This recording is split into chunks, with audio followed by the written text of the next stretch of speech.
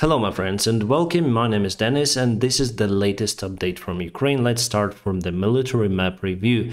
As for today, there was no major change. However, just according to the recent updates, we have this airfield this one near to Homel on Belarusian controlled territory. There is the Zabrivka Airfield over here, and Belarus uses it mostly for the anti-aircraft and anti-rocket systems. However, there are also some of the helicopters and few of the airplanes.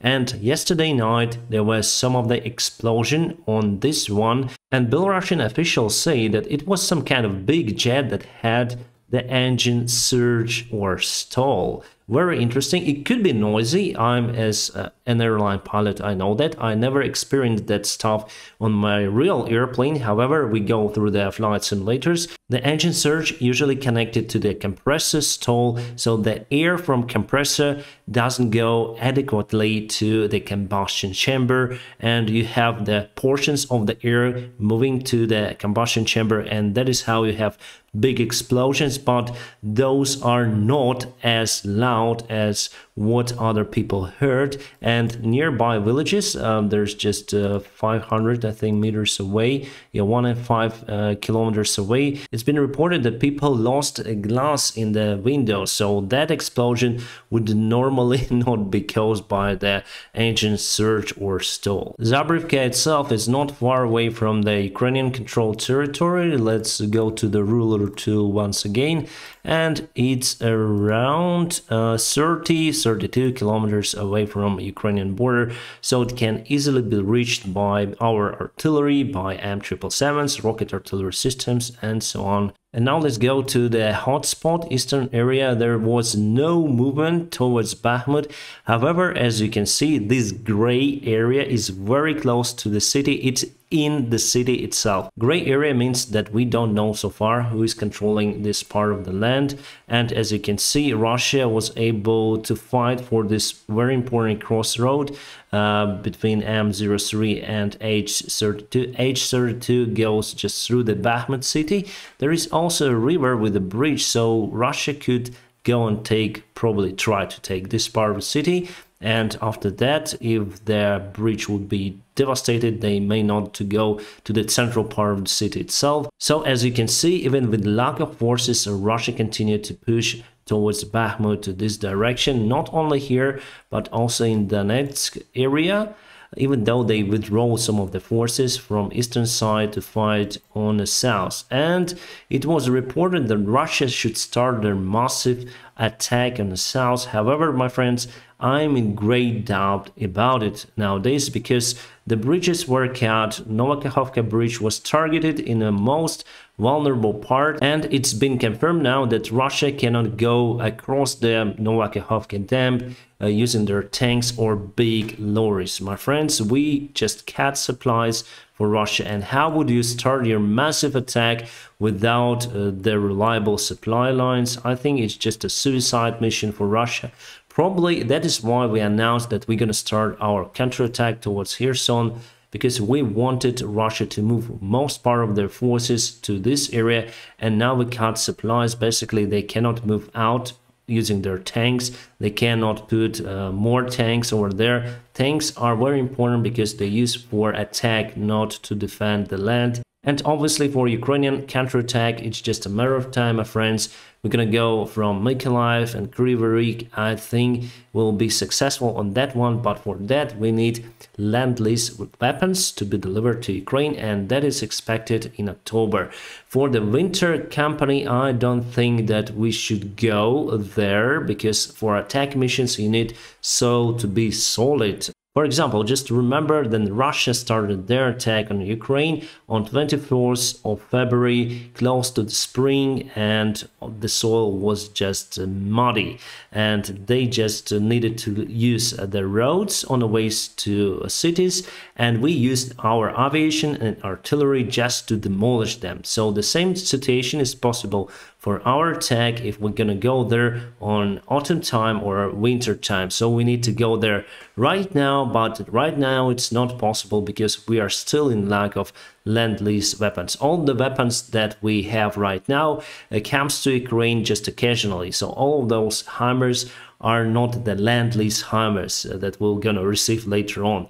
The Lend-Lease will be awesome, big number of weapons. Here we have just occasional help to Ukraine from United States mostly, but also from many of the countries, European Union, Australia, Canada, and guys, many thanks for your awesome support. And yeah, a couple of the words about the Zaporizhia nuclear power plant. Actually, it's far away from Zaporizhia. Zaporizhia is here, and Energodar is over here on other shore. Russia is controlling this nuclear power plant. Then I'm recording this video. There is the United Nations meeting about the station since it was under attack by Russian forces today and 3 days ago. Today they fired 4 times near to the station, not 2 reactors themselves, but one of the reactors went for the backup source supply because they prevented the electricity to go to one of the reactor. It's bad because it's the biggest nuclear power plant in Europe. If it explodes, my friends, half of Europe will feel it. So potentially it could be as 10 Chernobyls or something like that. So we constantly monitoring the situation. And I think the international crew should land it there, like not Ukrainian, not Russian, but reliable guys who may figure out how to deal with this Energodar nuclear power plant, because otherwise Russia may use it to start the peaceful negotiations.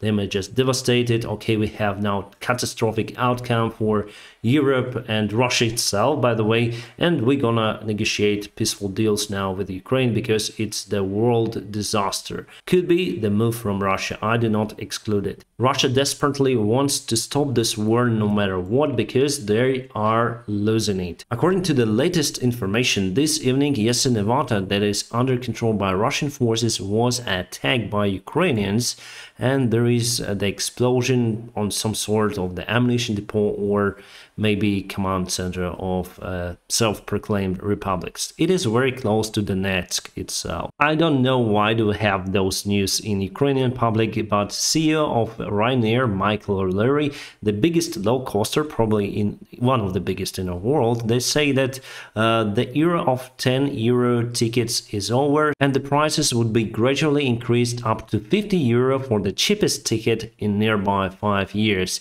You say that is because of the fuel prices. Yes, sometimes the oil prices are standstill, but the fuel prices are rising because it's the jet fuel and you need to do something with oil to produce it. The jet fuel market is very regulated for the safety standards, and there are just few companies who produce the jet fuel compared to just a simple vehicle or car petrol producers. As for Crimean Psyche Air Base, you see many of the helicopters and airplanes were devastated.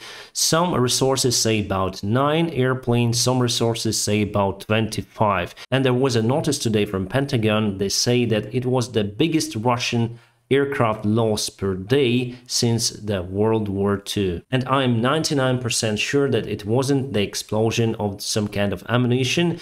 Not because of it, all of the airplanes were devastated. Because here you can see some spots where explosions were, and they were randomly across the airfield, so it's not just a single spot. Around 10 of the big explosions and some minor explosions as well. So for sure it was some kind of attack, probably by Ukrainian forces or local resistance, who knows, but still I give 1% for Russian version. Russian soldiers should really give up smoking, and this is Atlantis Jail, or you may call it prison, where Azov guys, the war prisoners from Ukrainian side, were just killed by Russians. You see, before and after, so it wasn't HIMARS for sure. So HIMARS job is like that, so you have the hole and no building. Here it was the internal explosion. Interesting move from Estonia. They decided to close the border for Russian tourists, so they will not give a Schengen visa to Russians any longer. The only way how Russians might go to Estonia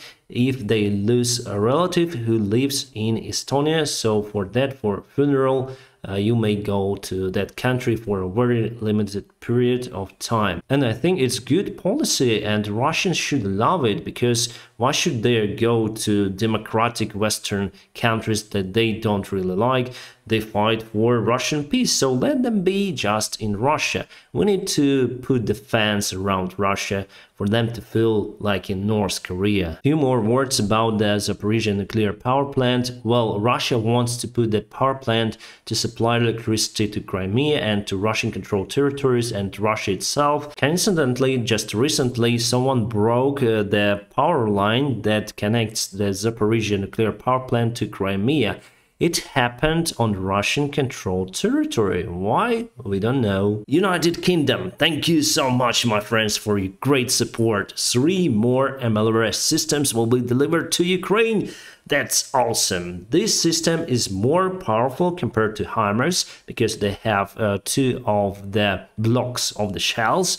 However, it's kind of heavier compared to HIMARS and you cannot move it very easily across the front lines. It has caterpillars, but I think also that is why it has more off-road capability and we need it since the autumn and winter time is very near. And this is the Saki airport before and after. So basically they put this red color here to show the devastation. So it's not single explosion, it happened here and there. And many of the airplanes were demolished. Apron here under attack, apron here under attack, here the airfields and some of the airplanes probably around here, and depots, ammunition depots should be around here and there. So yes, 99% it was attack conducted for now by unknown force with unknown weapons. And today there were many air raids here in Kiev area, and Russia fired caliber cruise missiles from the Black Sea towards Ukraine.